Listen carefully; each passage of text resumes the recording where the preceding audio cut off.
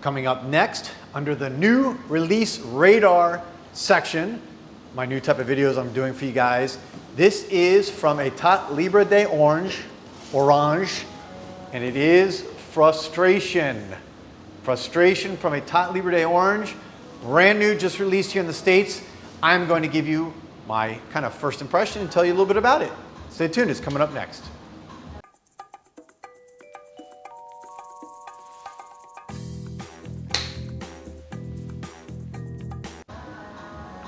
Welcome back, everybody, to Joel the Nose. Thank you for watching. Thank you guys for your support and for watching my videos. I couldn't do it without you. So as I said at the top, this is part of a new series I've started called New Release Radar. I did one recently on P33 from Surjov. Next one I'm doing, it just came out. Osme got it in the last couple of weeks, and it is Frustration from Etat Libre de Orange. This is, as you can see from their bottles, it fits in with all their classic styling, that large, kind of like tall rectangular shape. This has got a very cool red semi-transparent bottle. And then of course their labels always kind of cross over between two different sides. This has got like a gold leafing and just, you know, fits right in with their style, their design. So what is Frustration? Interestingly, as far as the title, I've never heard that used or anything like that. As far as a name, it's kind of cool. Frustration can mean something to a lot of people. I like Etat. They're in a very artistic house. They're very much on the edge. They push the limits a lot of time. And so frustration to me could mean sexual frustration, frustration with your boyfriend or girlfriend, your wife, your husband, frustration with a friend, with work, your kids, right? There's so many interpretations you can make with this.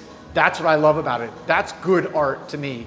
Good art to me is when you look at something, a song, a painting, a perfume, and you put your own meaning into it based on your own life experiences. So, Frustration, let's get right into this. What are the notes? At the top, you have rum, cinnamon, and cumin. Gotta say, don't think I've ever seen that exact combination of notes before. And I look at fragrances going all the way back to over 100 years ago all the time. I read all the books I can on classic fragrances. That's unique.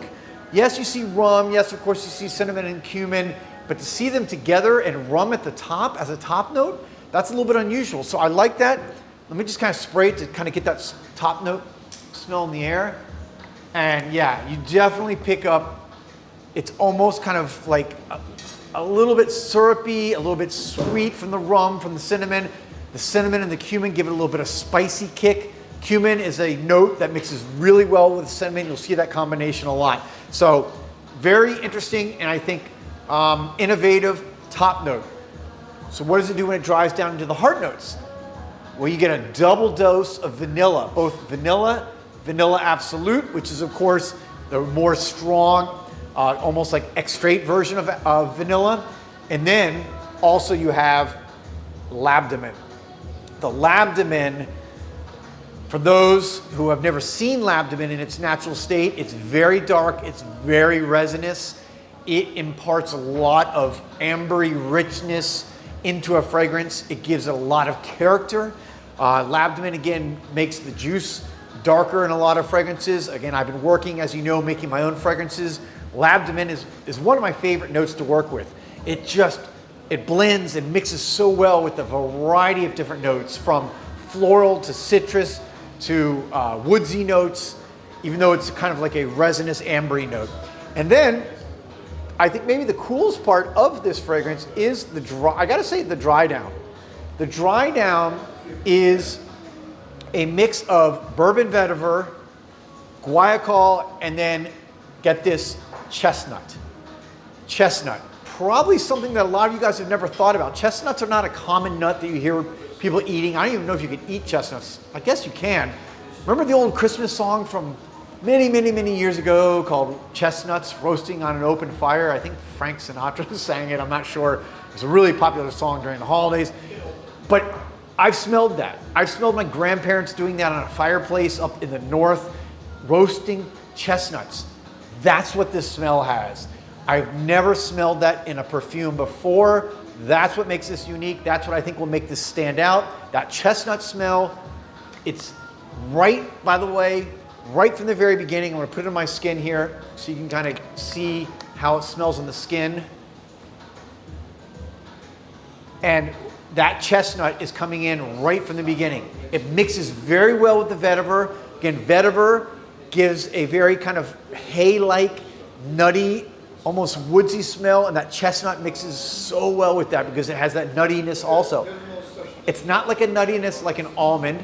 Almond, by the way, for those who don't know, imparts a very cherry-like smell. So when you put almond into a perfume, it almost smells like cherry extract. Pretty interesting.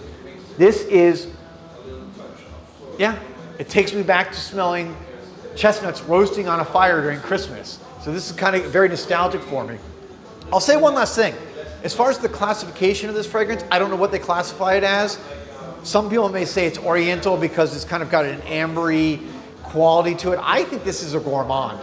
I think this should be classified because if you look at the notes between cinnamon, chestnut, rum, those are all very edible notes, which are typical of a gourmand fragrance. I think, therefore, smelling this a few times now, smelling it on a few women as I've smelled it already, this, although it is very unisex and works very well on men's skin, I think it's going to be really, really popular with women. I think this is going to fly off the shelves as women kind of smell it. I have seen a couple women smell it already. I went to a perfume party last Saturday night where there were about 8 of us, and we were smelling 50 different perfumes and fragrances. This is one of the ones we smelled, and all the women loved it. All the women loved it. They had never smelled it before because it was brand new. So again, I think it's going to be a gourmand. I think it's going to be very popular with women, but I think men are going to like it too because it is very unisex still. So let me know, guys, have you tried it yet?